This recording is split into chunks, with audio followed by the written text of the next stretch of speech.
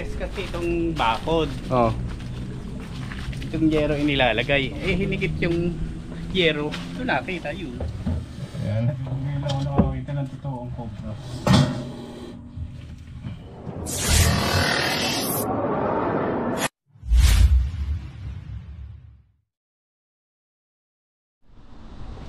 Ayan guys, magandang umaga po sa ating lahat. Nandito tayo ngayon sa San Mateo, dito sa San Pablo City, dito sa Amante Compound. Tara.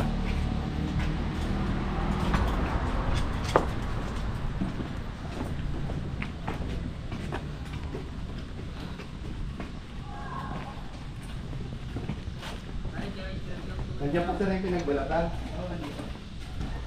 Hindi niyo po ginalaw yung master. Eh kaya alam may taklo. Yan, naalis na yung taklo. Oo, tara.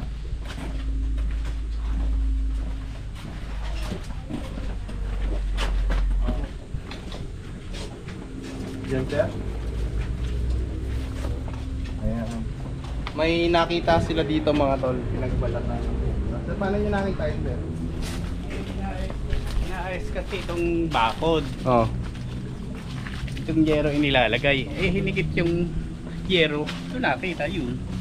Ayan guys, so pinagbalatan ng cobra, napakahaba po. Tsaka nakita na rin, hindi nakakita na rin dito yung may-ari ng bahay. Ganyan yung saan eh. Eh tumitingin dito, eh nakita yung ahas mismo yung tumatakbo. Pati Ayan, Philippine cobra. cobra nga siya. So malalaman natin yan mga tol dahil sa kanyang pinagbalatan. Malalaki yung butel. Ayan. So habang naghahanap tayo dito, kaya gusto nyo maghanap din doon, may papatingnan din yata sila.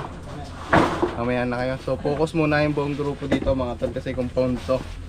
So hopefully nandito pa yung cobra. Kung wala man dyan, pwedeng naan doon. Marami din dito. Ay, maraming tambak. Pwedeng dyan magpunta, pwedeng dyan. Okay.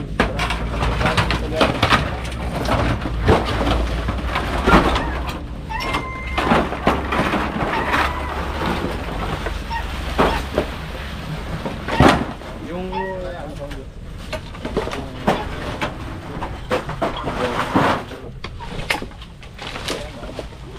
mga tambak pa nito.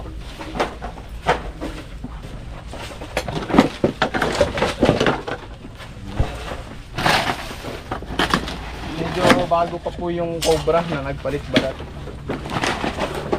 Yung mga bitata, hindi na talaga ito. Alam mo na.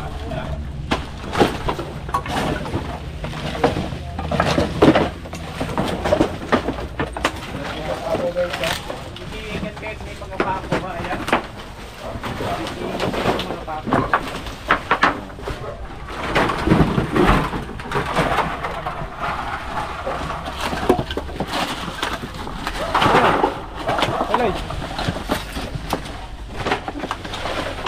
Ito po yung labasan ng cobra mga tol. Ingat kahit sa pako.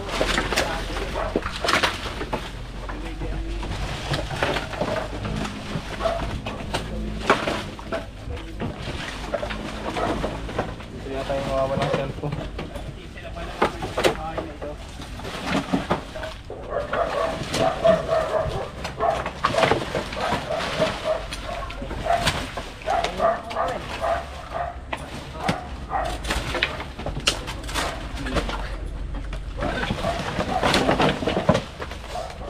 Ano yung nakakatiyan?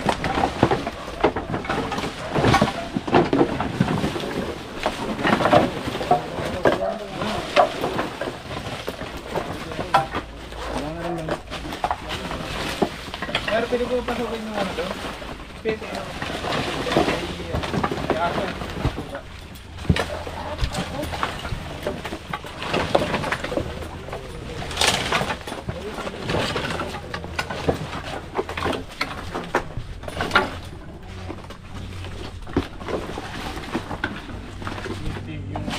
Dito pa kaya? So yung pala mo mali. DRS?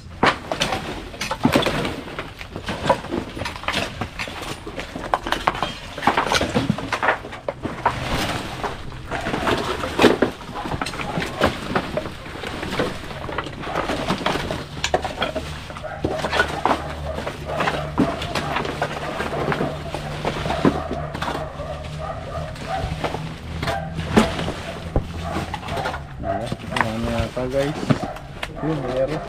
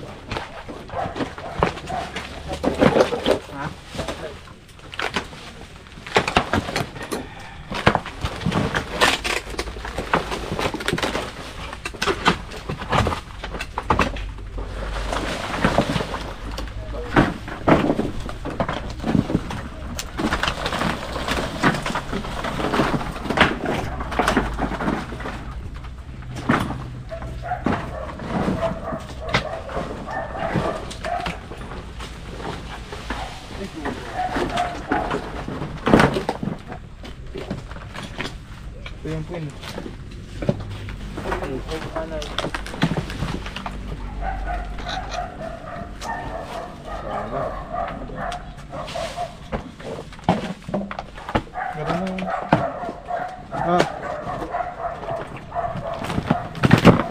Karima. Ito. Yan guys, tapos na tayo dyan. Pero double check pa rin nila. Dito naman tayo. Ayan, so pwedeng puntahan din dito guys.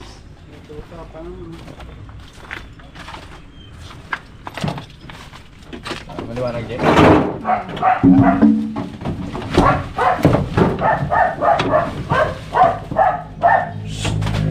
Patahimik ka mga aso.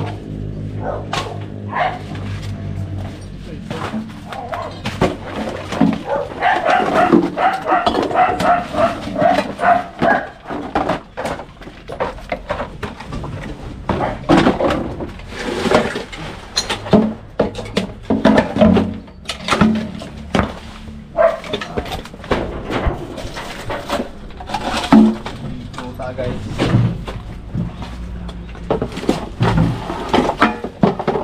Lalaro.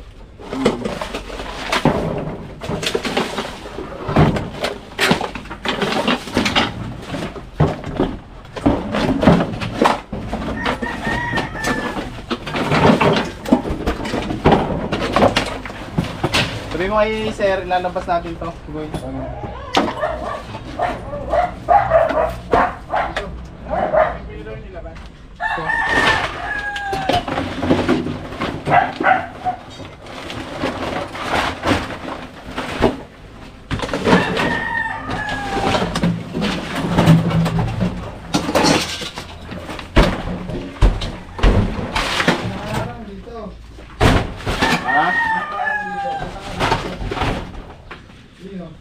Kaya wala pa yung may-ari, baka bawal labas yan.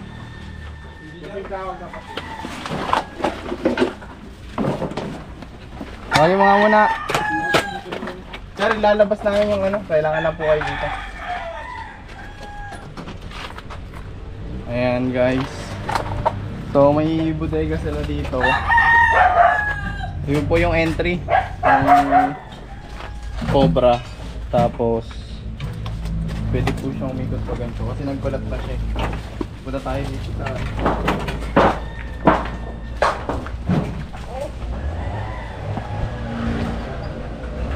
ayan, ito po yung likod. Madilim.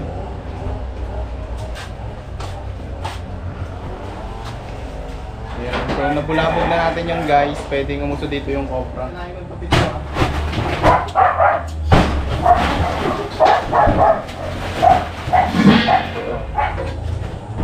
Ano mo to? Ito ha. Yan, maliwanag mo. Saan? Maliwanag ba? Okay naman. Ayan guys, nakita na po natin yung Cobra. So dito po siya pumunta sa aquarium. Nandiyan sa aquarium. Ayun. Ayan guys, nasa loob. Madilim nga lang. Ayan.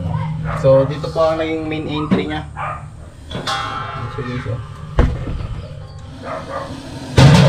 Hindi ba pwede may asawa yan? Pwede sir, pwede siyang may asawa. So maghahanap pa po tayo habang andito pa kami. Lahat na magpapasabay sir. So ayan sir. Sir, dito lang kayo sir para makita niyo kung paano natin kukunin.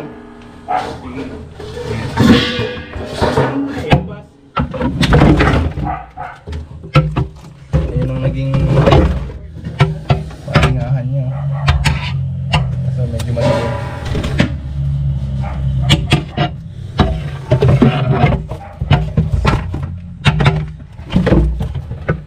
Napaka-bangis po.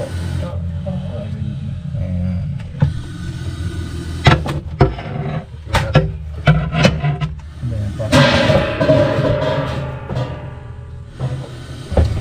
Ayan, ayan. Ngayon ako nakakita ng totoong Cobra. Ayan ko na. Siguro Dito ka di pumesto. wala yan, kasama din yan.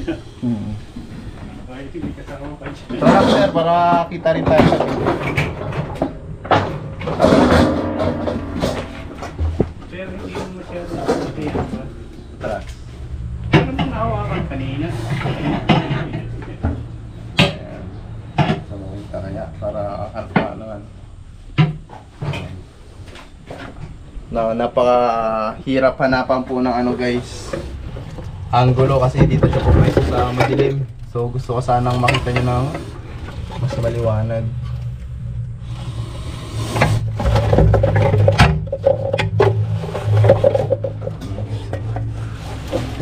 Bilis.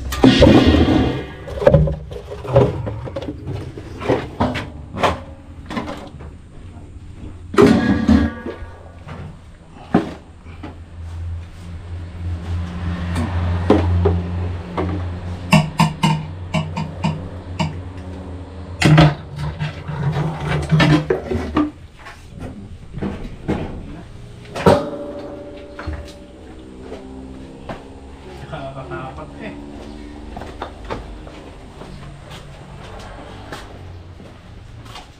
Bro, pakuha yung pinagbalatan. Susukatin natin pero maghahanap pa rin tayo. To make sure na wala na tong kasama. Yeah. Ay magbawambot. Ayan. Lapad ng Philippine Cobra guys. Hindi kayo tinutuklaw. Nutuklaw din po kami, nakakagat din po kami minsan.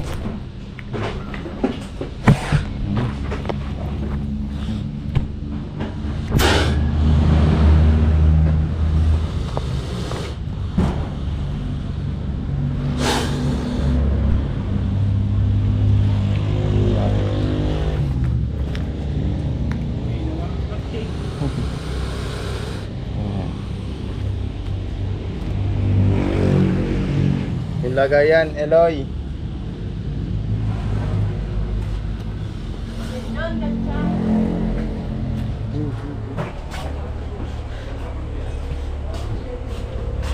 Sa banda, sir. Hindi ko nakikita yung biyawak, may ginakaldan dyan. So dito mga tol, ito ay habitat pero malapit pa rin sa bahay. Kaya check na rin natin. Para So, mahirap. dito nang gagaling sir yung mga mapasok sa inyo. Sa mga drainage sir. Po. Hanggat Okay. maaari, takpan natin sila ng screen kasi cobra yan. Lalo kapag nababasa sila dito, nabababad, naghahanap po ng sisilungan niya. Magkakamag-anak po kayo lahat dito sir. Isang compound ito. Check na rin natin dito sir, baka meron Okay, dito. sige. Dapat ay linisin lang talaga ang palibot. Yung mga hindi nagagamitin. So to, wala naman mga ano, makikita naman natin kung Pwedeng dyan mga nakasiksik. tatanggalin na rin sir pag di gagamitin.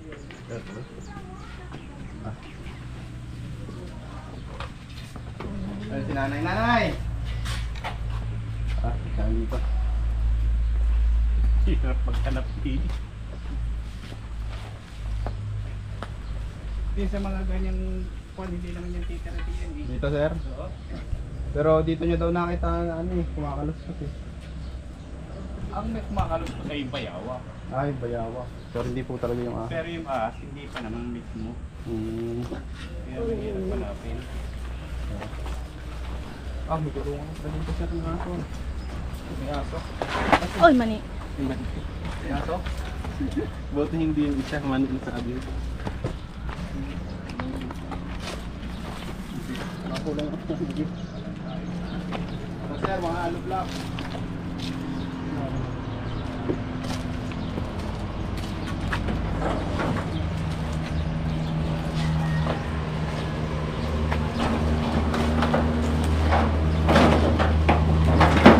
Hindi na rin natin ito. Parang ito ba?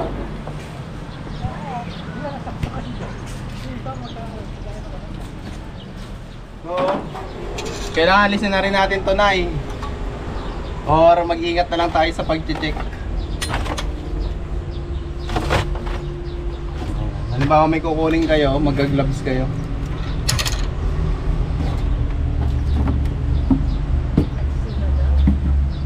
Ano lang ako.